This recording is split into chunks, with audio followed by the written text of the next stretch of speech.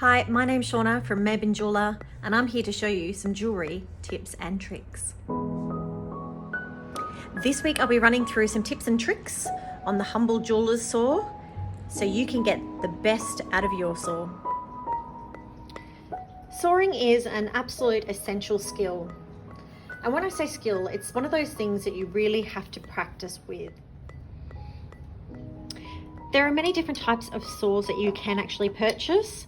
There's some lovely fancy ones out there. Look, I've used quite a lot of them, but my choice is to go with something like this, which is fairly adjustable. It's my go-to. But really, when it comes to saws, it's completely up to what you're after. So, some little tips and tricks to help you. The best one I can give you is please don't death grip. Well, what does death grip mean?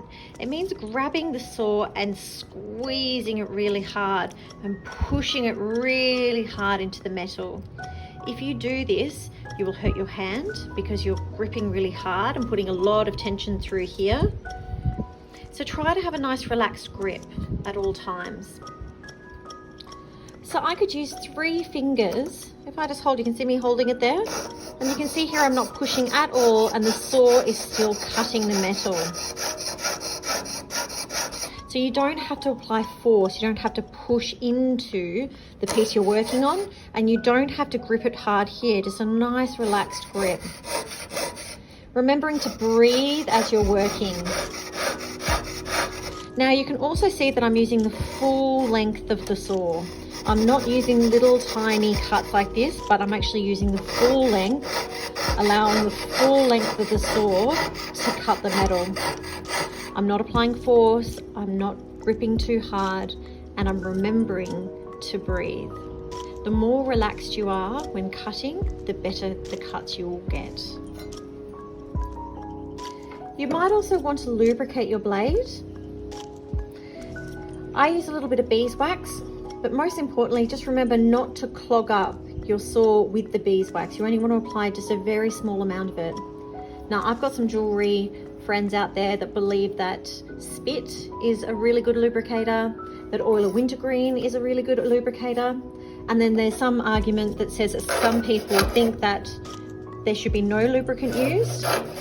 Look, again, it's just really up to you about what you think works for you. So the saw always cuts on the downward stroke.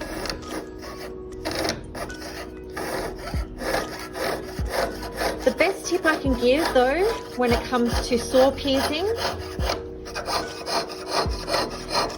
is practice, practice, practice.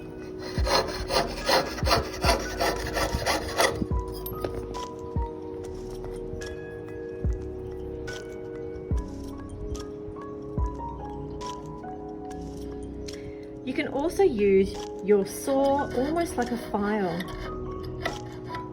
by just using the side and almost running it along. It does take a little bit of control, but just means that you can get into areas that are quite fine and give them a little bit of a clean up,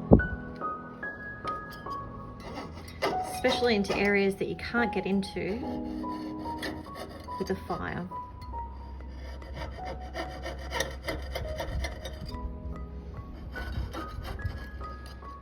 Sometimes your saw blade will actually not break, but start to wear out. You'll know when it starts to wear out. You'll know when it starts to wear out, when it doesn't cut straight, or you're finding it's not cutting very well at all. It's moments like that you just have to replace them. Well, I hope you picked up some really good tips and tricks.